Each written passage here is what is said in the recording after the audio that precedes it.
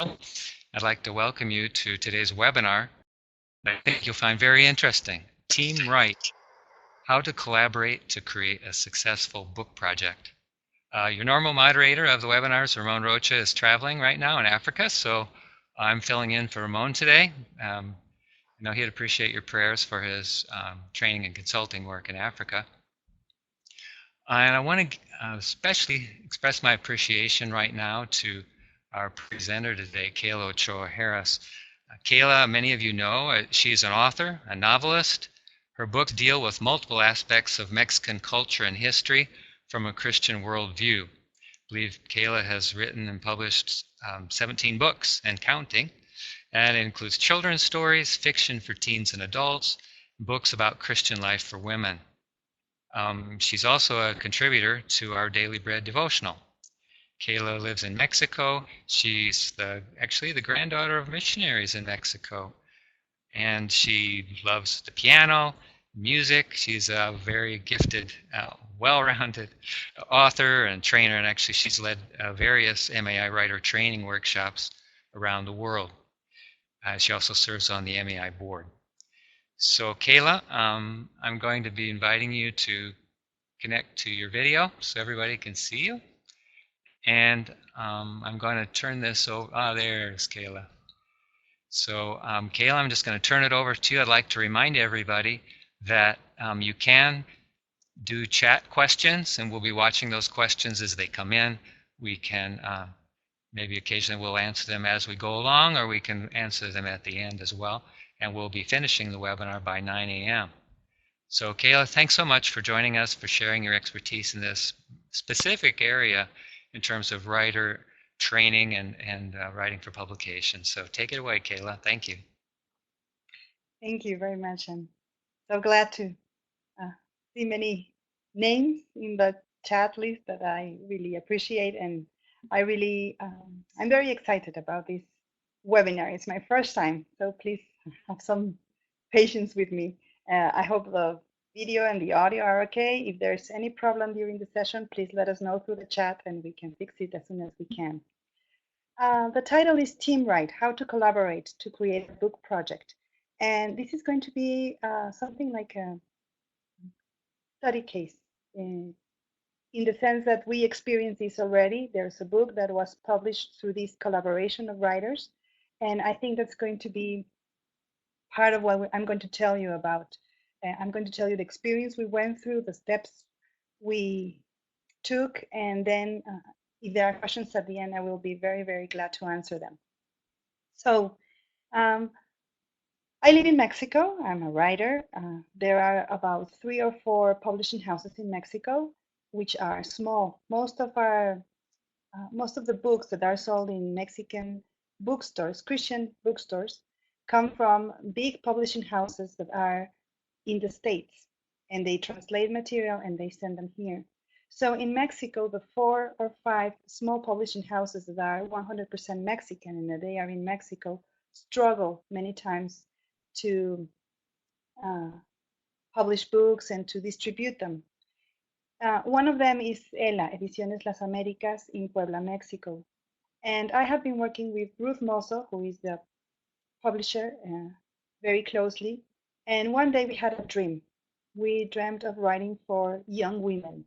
We thought that there was little material for them. And we also decided that sometimes girls or young women have very special needs that need to be covered.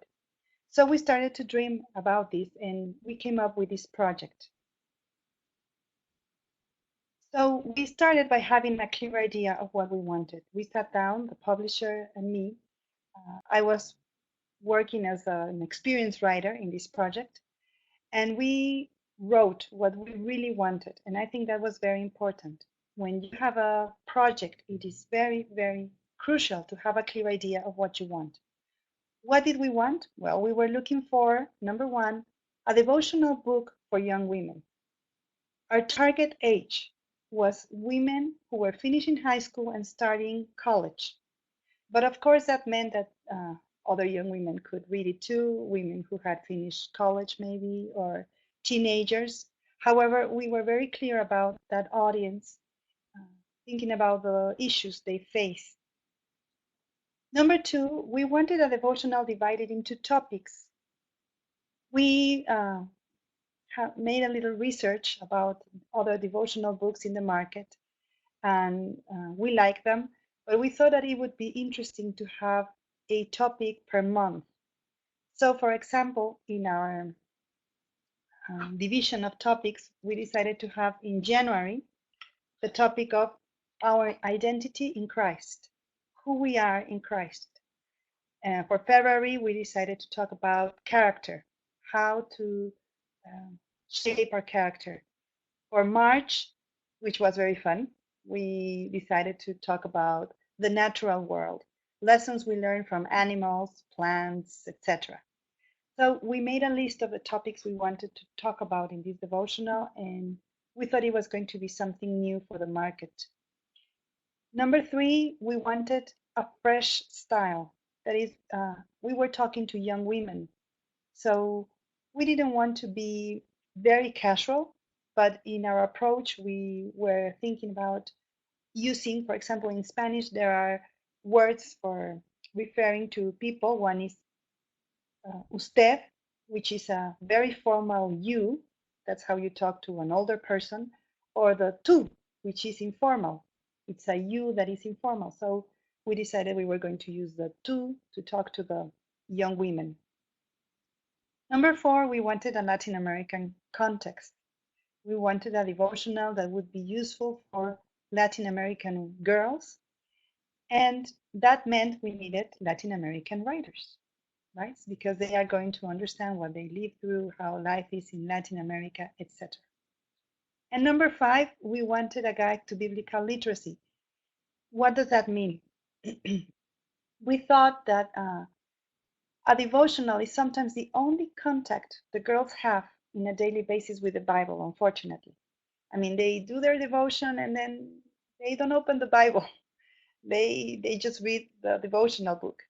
And so we decided to give them more Bible inside the devotional in itself, so that they could really get a knowledge, wider knowledge of their Bible. So one of the months, Excuse me, Keila. Keila. Yes. So a couple have mentioned they're having trouble with the audio. Maybe if you could try to speak a little bit louder, see if that might help. Okay. Yeah. Thank Sorry. you. Mhm. Yes. Thank you. So we decided to have some. Please do tell me if it's working better. If not, I have a microphone that I can use. And one of the things we thought about was about giving the girls more Bible inside the devotional. One of the months, for example, that September, we decided to talk about the minor prophets. So in that month, the girls have one verse each day that comes from a book of the minor prophets. And we think that through that, they would at least have some contact with the Bible text. So having a clear idea is very, very important. If you know what you want, it's very easy to communicate that to your future writers. Sometimes we have to be more specific, and then along the way, we can start making changes. But to have this idea from the beginning makes it much easier in the long run. Once we have this project, once we, the publisher, and I knew what we wanted with these 5 steps, then we started searching for the writers. That's the first thing we did. Where did we meet them? Well, it was very exciting to meet them in a writers' retreat. One of the publishing houses in Mexico organized yearly retreat for writers. And when I was there, I met the first writer. Her name is Margie. She works in Puebla. She's from Puebla. And I told her about the project, and she was very excited. And she recommended me other 2 writers that work with her in a small publication that is called Alianza, which is a newspaper. So when I started asking questions about the other writers, Ruth and I had discussed what we wanted in our writers, and they fit our list of characteristics. The first was to have a similar theological and biblical background. Ella, the publishing house, is a conservative publishing house, so we had to look for someone who was inside the parameters they have. We also wanted someone with friendship ties. We really wanted to have people who were connected somehow so that we would be at ease with each other. And I knew Margie from a long time, and one of the persons that she recommended was a friend of my family too. So Mayra was the first time I was working with her, but there was connection, and we thought that was important. We also had a similar age group.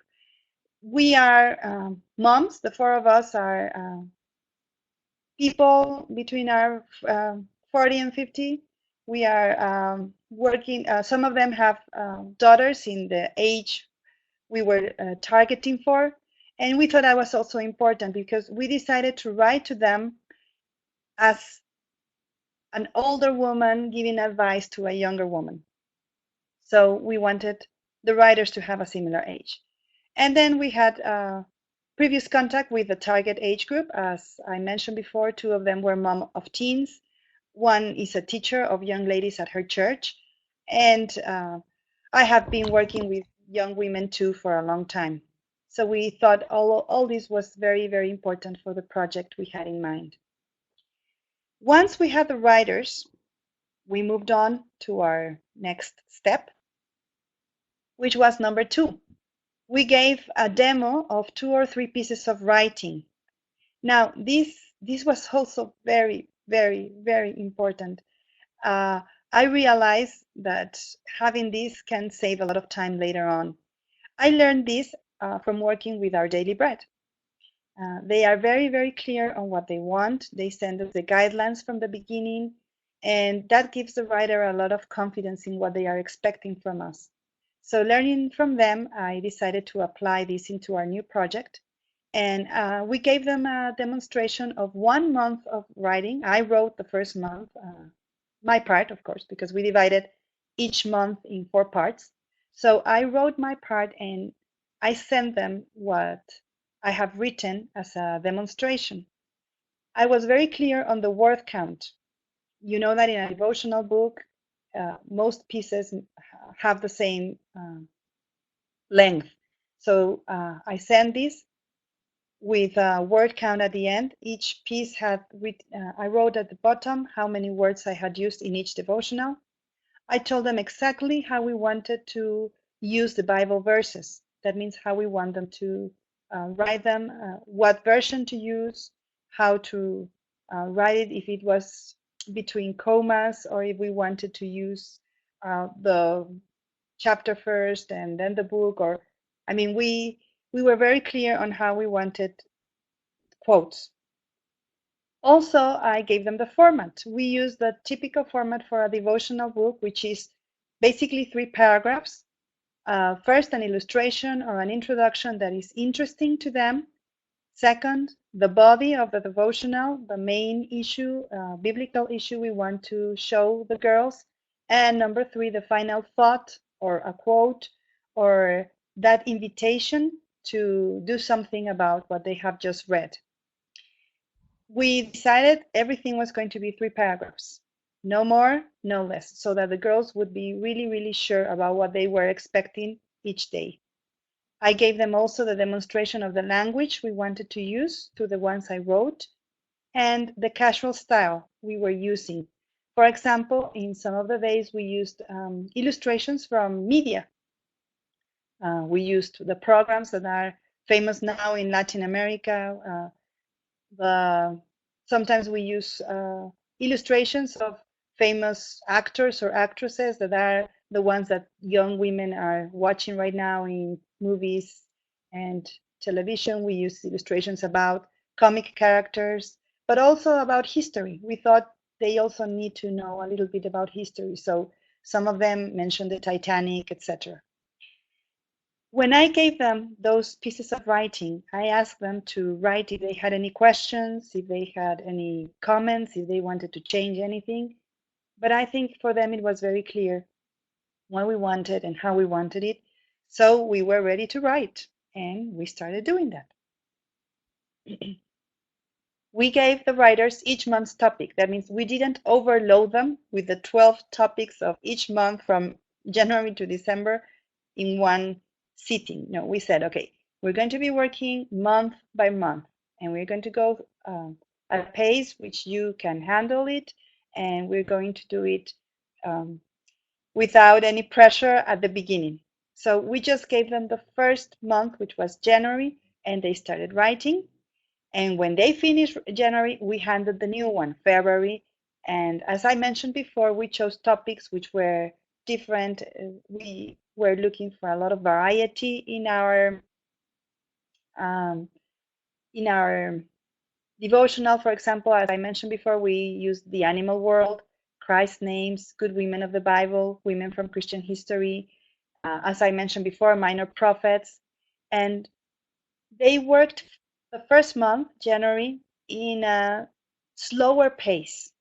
We told them they would have 1.5 months to finish the first month. But after that, they would have 1 month to write each subsequent month. So the first month they wrote. When I received their first pieces of writing, I was really amazed. They were wonderful. I had to do editing, yes, but we discussed the editing and they started learning a lot from that. So let me move on over here.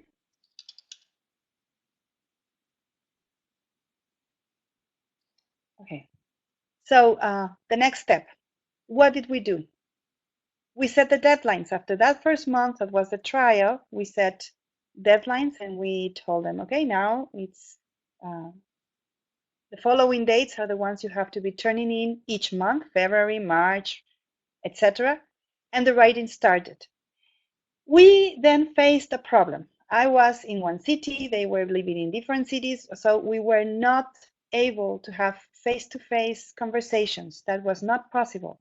That would have taken a lot of time, a lot of money. So we had to do it online. When we realized we had to do that, we discussed what would be better for us, and we decided a Facebook page was the easiest. We opened a private Facebook page, and you know that in these web pages, in these Facebook pages, the only ones that can see what you write, etc., are the ones that are invited. So I opened the private Facebook page. They were the only ones invited, and in that way, we could start the conversations at any time. What we did was we uploaded each entry, each piece of writing we wrote, even me, including me. We would put it up, and then each of us, the four of us, could read our contributions. We could comment on them, and we could edit them together. When we started this project, I didn't know you could do that, but I learned. In Facebook, you can edit your entries. There's a little pencil in one of the corners, and then you can change what you wrote.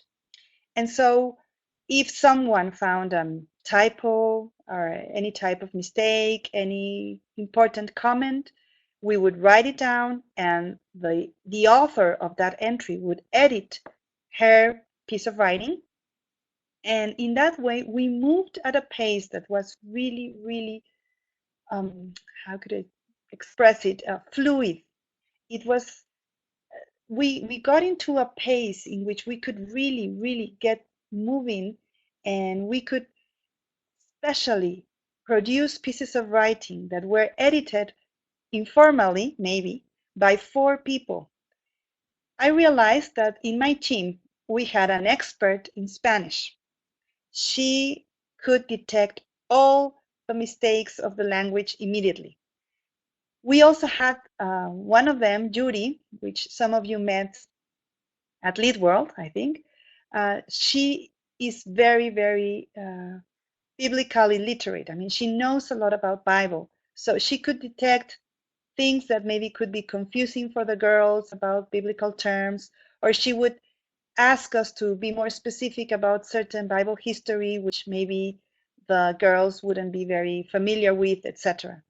Mayra was very conscious of what girls live, what girls experience in high school and in university, because she has teenage girls. And I was the editor, the main editor. So I would correct, especially the whys, whens. I would make the questions to make them go to the objective of the devotional. In that way, every time a piece was finished, I would copy it and I would paste it into a Word document. And in that way, the devotional book started to grow. As I mentioned in number 6, I was experienced writer and I edited each piece more closely. I polished it until I thought it was perfect, and then it was in that Word document. And finally, number 7, we sent the project to the main editor for a second round of corrections and editing. Once it got into the publishing house, the editor worked on the project as part of his job, and he did a second round of corrections and editing, but he commented to us, the project is really, really clean. I am so pleased to be working with this manuscript because I am hardly making any corrections. I'm enjoying it. I'm actually learning from your devotional book. Thank you so much for giving me a project that is almost ready. We thought that was a compliment. We felt very excited about it too.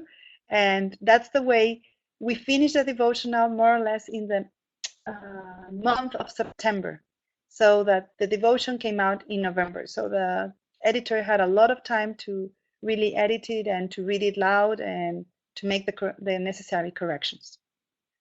But as in every project, there were advantages and disadvantages. And as this was an experience, our first time experience, I want to share with you the ups and downs of this type of projects.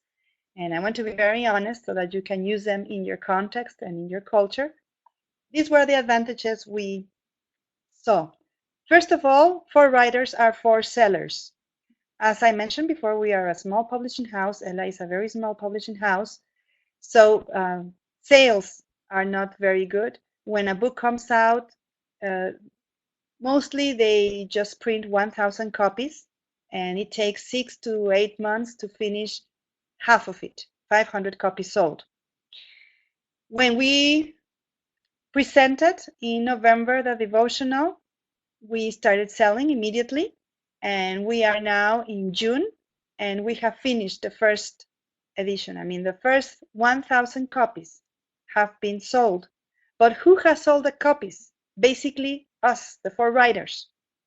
One of us has sold 200, the other one 250. I mean, we are the best, or the sales people behind this project.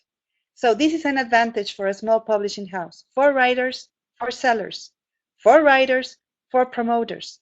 The 4 of us have a platform. The 4 of us are invited to speak to different churches in different denominations. We are known as teachers, Bible teachers. That's why when I mentioned before, we wanted similar writers with a similar background and theological and biblical background. We looked for people who had this kind of platform, and the 4 of us have it. So every time we go to speak to another a church or a new place, we take the books and we promote them and we sell them. 4 Writers is a past book presentation. It was the first book presentation in Ediciones Las Américas, which was so full, some people had to stay out of the room. That was sad, but it was also something that was very motivating for the publishing house. 4 Writers, a very, very nice book presentation. A Facebook page. We opened a Facebook page. You know that keeping a blog or keeping something updated, it's very difficult. But we are committed, the 4 of us, to be putting new things and new entries and pictures and things in our Facebook fan page. It's a fan page where it's a page only for the book. So that's also something that we have really found very, very useful in terms of marketing. And it was especially a very good experience for the new writers. Mayra, Judy, and Margie, my 3 co-writers, it was the first book they have ever written. They wrote small articles for a magazine, but this was their first book experience, and for them it was very, very satisfying. They learned a lot, and I think they were also very inspired to now write their own things. But there were disadvantages too. The first disadvantage, and it's one of the most difficult for a small publishing house to handle, is that the payment is divided by 4. So the payment is not very attractive. There is an advantage in the sense that a new writer usually wants just to see her name on a book for the first time. But on the other hand, we have to be very ethical. We have to be very fair in what we offer a writer. And when you have a lot of writers, well, the payment is not as attractive as it could be if you're the only writer of a book. That is a disadvantage, but I think it can be handled in many ways. It can be decided upfront with the writers, and there can be a good arrangement between the publishing house and the writers. But it could be demotivating for some too. Another disadvantage of this particular project is that it's a seasonal product. So the best sales are at the end of the year when people want a new devotional book. And now the sales have definitely gone down because we are in June, July. So we hope to have a better, or for the second edition, we are going to start it until October for that reason. Another disadvantage is that you have 4 different opinions on design and sales. We probably this was kind of a mistake, but we gave a lot of room for the writers to give their opinion about the final cover. And we think that it should be the decision of the publishing house and not the writers, because as writers, we don't know very much about marketing, we don't know about design, but we did have some issues in this sense. So I think it's better to leave that to the publishing house. And another disadvantage is that writers may become dependent on the experienced writers. As I mentioned before, my 3 co-writers are interested in writing. Now they want to do their own things, but some of them are feeling very shy about it. They are not feeling very up to the task. So that could be also a disadvantage. However, we have to be very, very conscious that things will always have advantages and disadvantages, but we need to learn from each experience. So I would like to start talking about what this experience we had could be useful to your publishing houses or to your context. First of all, we believe that this team writing could produce a lot of wonderful material. These are the types of books that we think could be very useful when a group of writers gets together to write. The first one would be devotionals. As I have mentioned before, writing a devotional for young women was a great experience. We thought there was a need, but now we think there are other groups that are in need of devotional book. For example, kids, and then in children, you also have different ages. You have preschool kids, you have elementary kids, etc. So kids is an option. Teens, women, men, pastors, young women, as was our case. Being even more specific, a new mom, there could be a devotional for new moms. There could be devotionals for single moms. There could be devotionals for young men who are working, who are studying, etc. So we think there's a very broad area there that could produce a book with a collaboration of many writers. Another one is a collection of stories. We think that in Latin America there's a very big gap of material produced for children. For example, most of the books that are sold for children are Bibles. There are no stories for them. So a collection of stories would be interesting. Children's stories, or mystery, or sci-fi, or fantasy. Our children need to read sorry, this kind of stories too. Another is that books with a variety of themes written by experts, family, child raising, health issues. You could get a group of people that are experts on their area and then write a book about children, for example, how to take care of a baby, and then you can have one chapter written by a pediatrician, another chapter written by a psychologist, another chapter written by a pastor, etc. Different views on a topic.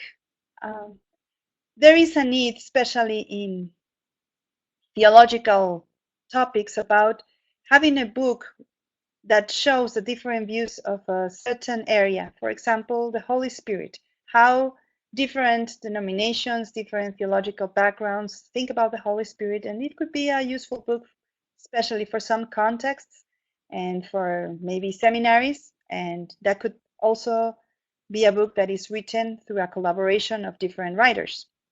A book of testimonies, you have a group of writers who are writing their testimony, how they met the Lord, or how they went through a crisis, and then you can have a nice book or booklet of testimonies. Poetry.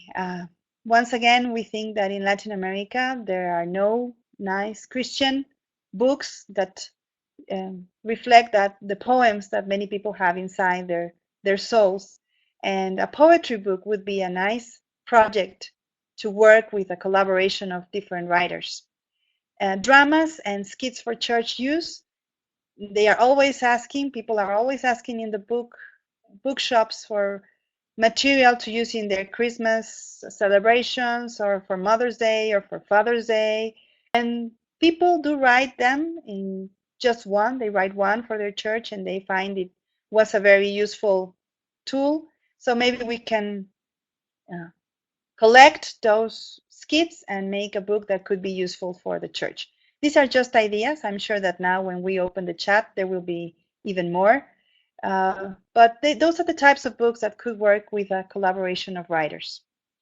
So let me show you. This is the devotional. That's Tali, 365 drops of dew for girls. Tali means dew, the water that comes in the morning, real early in the morning. It's a Hebrew word, and we decided to give the book this name so that the girls could identify with it. And those are the four writers. Our pictures are there. It's me at the top, then it's Margie. Margie is a Canadian who has lived in Mexico most of her life, so her Spanish is very, very fluent. She's the expert, actually, on the language.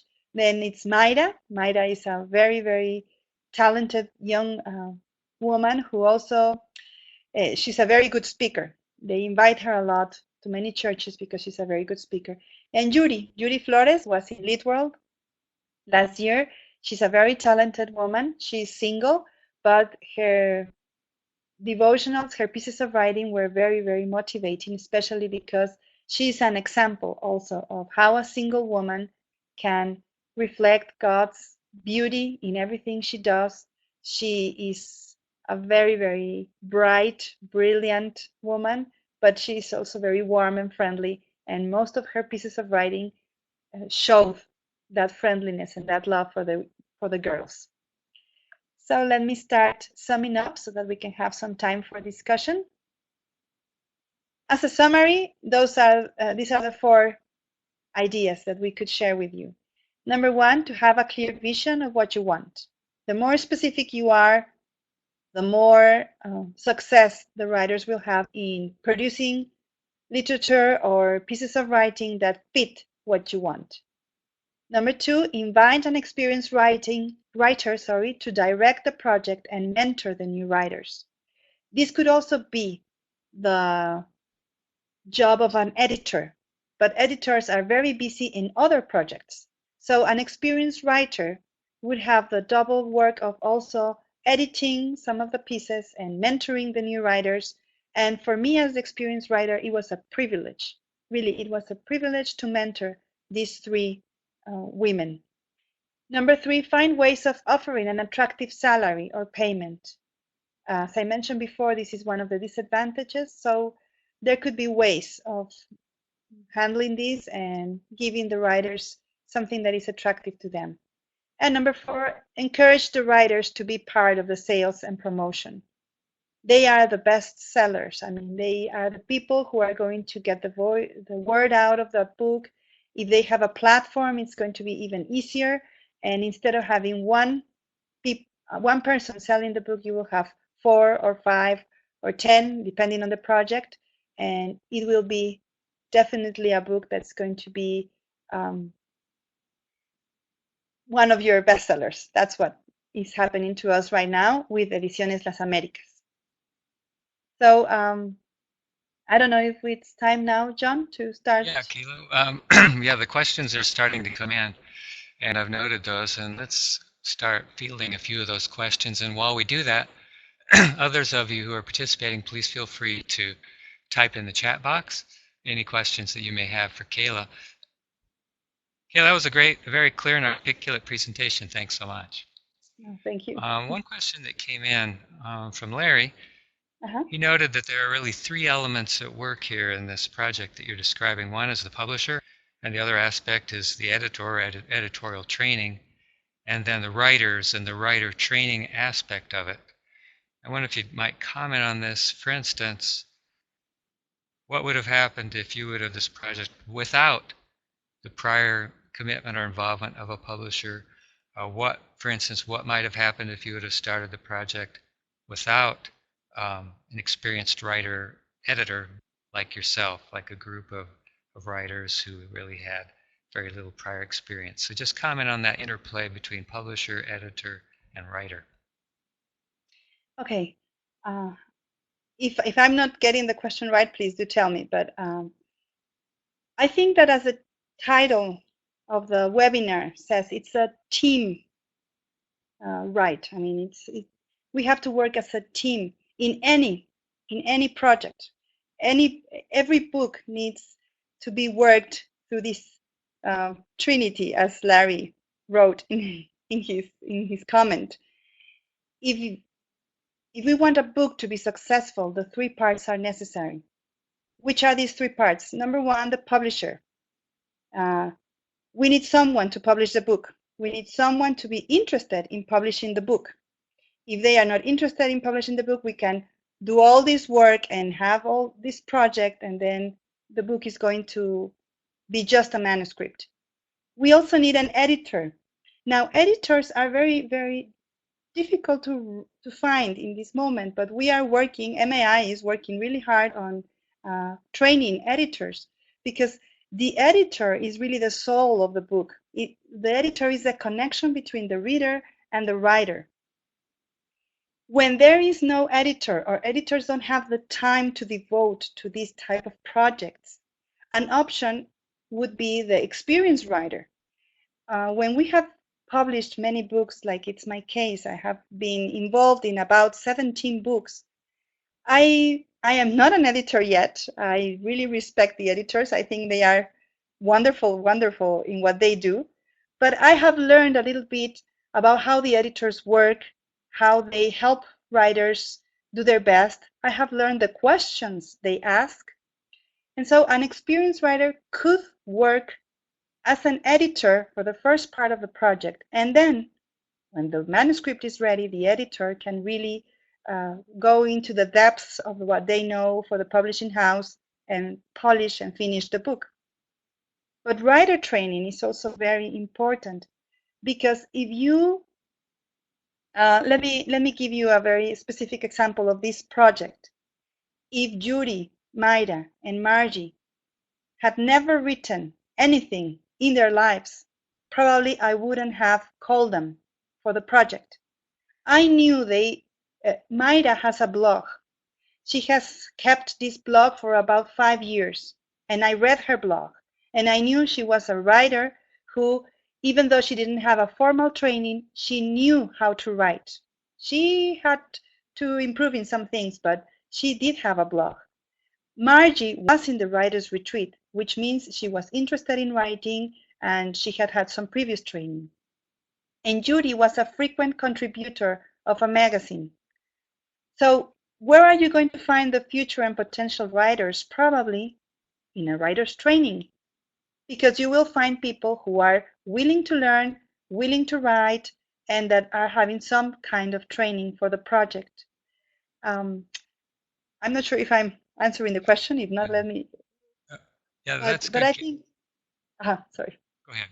Finish your thought, Keila. Okay. So I think this connection is very important. Publisher, editing, writing, no, like a triangle. We need the three sides.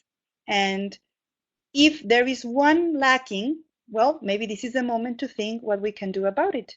Maybe this is a moment for start a writer's retreat, or to make a writer training, or to train our editors, or to have a consultation for the publishers so that we can be ready to start a team project. Keila, related to the writer training aspect, a couple of questions have come in that relate to that. William Iskander mentioned, what do we do if a writer is not willing to accept editorial critique, or if it's not willing to accept that an editor work on his or her piece? And another related challenge, I think, would be, what if the writer cannot meet a deadline? So Yeah. let's say that you're the one working with these writers, you're the editor. How would you deal with that? That if the writer's not willing to accept editorial work, and if the writer is just, for whatever reason, is lagging and not really keeping pace with the deadlines? Okay. Last week we were in Huastepec, which is a city in Mexico, and we had also a consultation with Latin American editors. And one of these questions was asked, and let me repeat what a very experienced editor told us. She's Silvia Justino from Mundo Cristal. And it's about writers not accepting editorial feedback. And I think she told us that, number one, the editor has to be very smart or very clever in the way he or she asks the writer to change, or what changes need to be done. So, for example, she told us that every time she's working with an editor, a writer, sorry, she tells them, this is because we want you to have the best book. We want your book to be better. We want your book to be successful. So we are telling you this because we really want you to have the best book you can write. Secondly, she points out the things that need to be changed. So she comments on the good things of the manuscript, but then she highlights the things that need to be improved or changed or modified.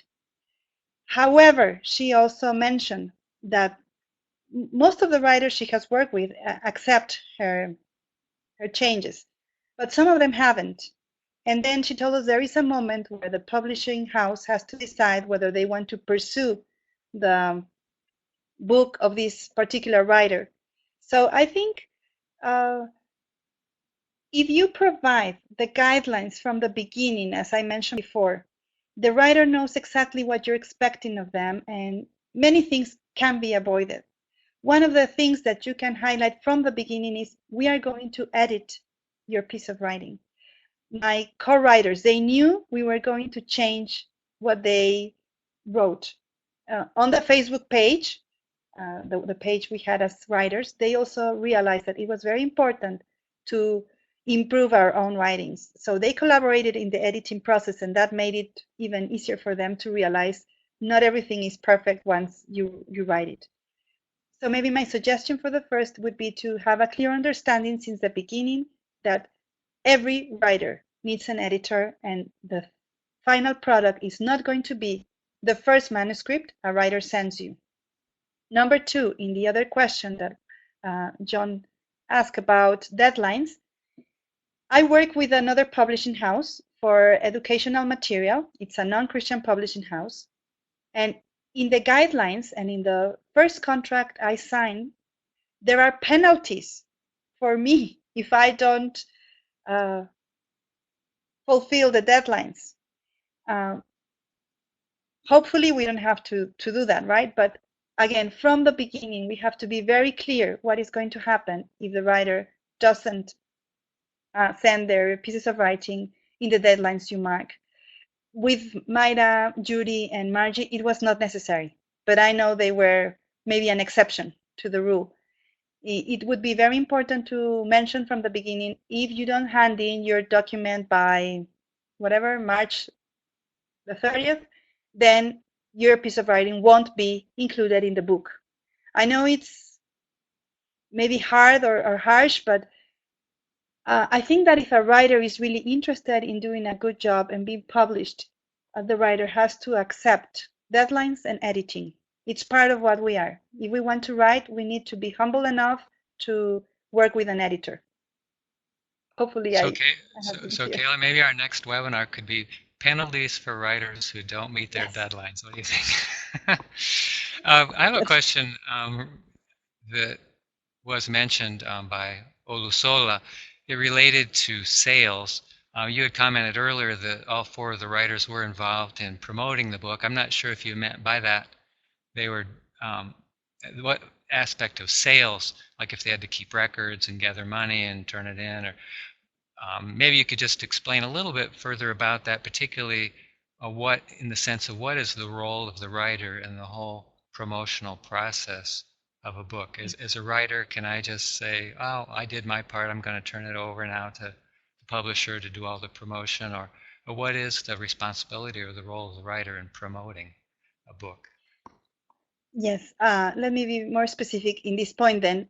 Number one, we were part of a team that invited people for the presentation. It was not only the publishing house.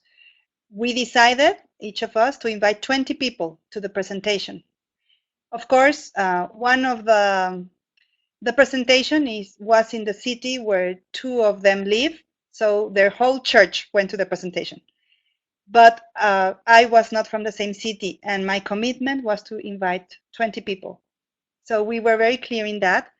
Number 2, each of us decided on asking the publishing house for 100 books and sell those 100 books for the publishing house.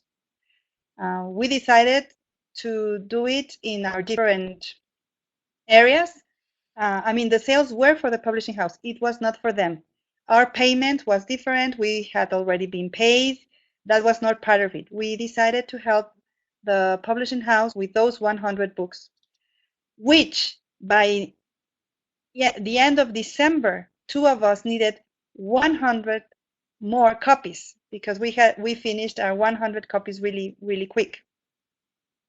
3, the Facebook page, the fan page, as I have mentioned before, we were responsible of having every week one of us write something, a quote, a meditation, a reminder of remember that Tally is on the market, get your copy before January, start your year with your devotions on time, etc.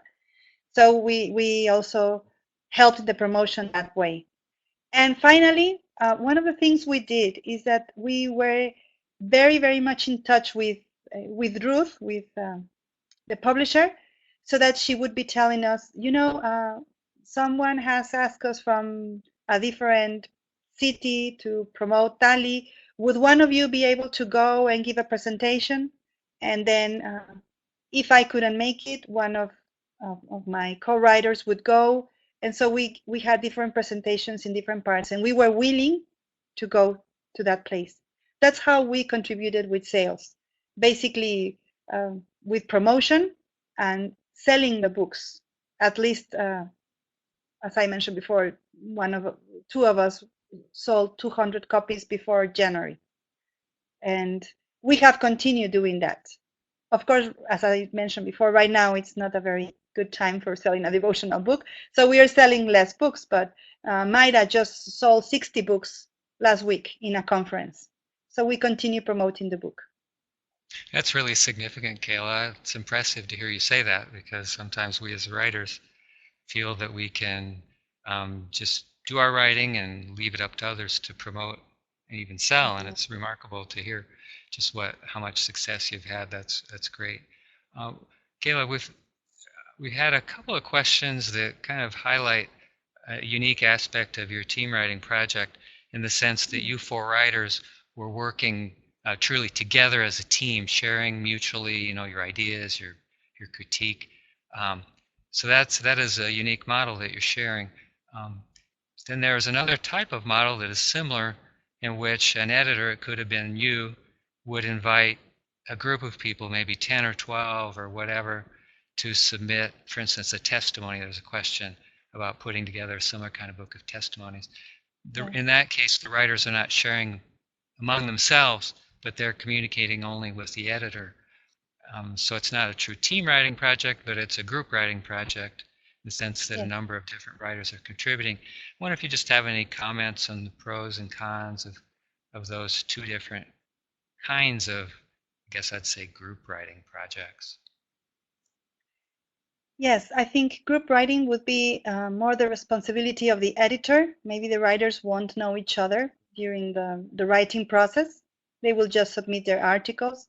Then it's going to be the editor's responsibility to make the project cohesive, to standardize maybe the style. I think it would work very well too. It would be a little bit more difficult for the editor to keep track of all the writers. But again, if you provide the guidelines since the beginning and you're very clear on what you're expecting from each writer, it could help the editor to have less stress, maybe. And I think I read in one of the, I'm not sure if it was the same question about having testimonies from non-writers. Many testimonies are really, really important, and maybe they are not writers. In that case, what I would suggest is a ghostwriter. A ghostwriter is a writer, an experienced writer who decides to take the project, and he or she is going to be in charge of collecting these stories, maybe orally, maybe through audio, and writing those stories down and polishing them and giving them the style that is needed for the book, and then publishing the book. I mean, the people with the testimony wouldn't be the writers. They would be the providers of the information only, and then a ghostwriter, or which, by the way, at the end you could write in the book that it was written by and the name of the writer. He will have the responsibility of writing those stories down if they are not writers. If they are writers, then the editor would be in charge of having this role of fixing the stories. Mm-hmm. Webinar participants, we're going to be finishing up in about 5 minutes. If you have any last questions for Keila before we conclude, please begin typing and sending those along. Keila, are you seeing these questions as they come in? Yes. Tracy has a question related to web or Facebook page, and is there anything you can show us? Yes. The kind of literature that you're working on. I do have a web page. It's Keila. Let me type it. Keila Ochoa, and I have just forgotten it. I don't remember if it's org or, but it's Tali. It's on Facebook, and my webpage. I don't remember my webpage right now. It's my name, but I don't remember. Yeah, we can send it out with the notice about the recording of this webinar will be available afterwards too. Yes, I can send all the information. Thank you. Yeah. And I want to congratulate Larry because he's starting to practice his Spanish. Good job, Larry. Okay. Okay, any last questions for Keila?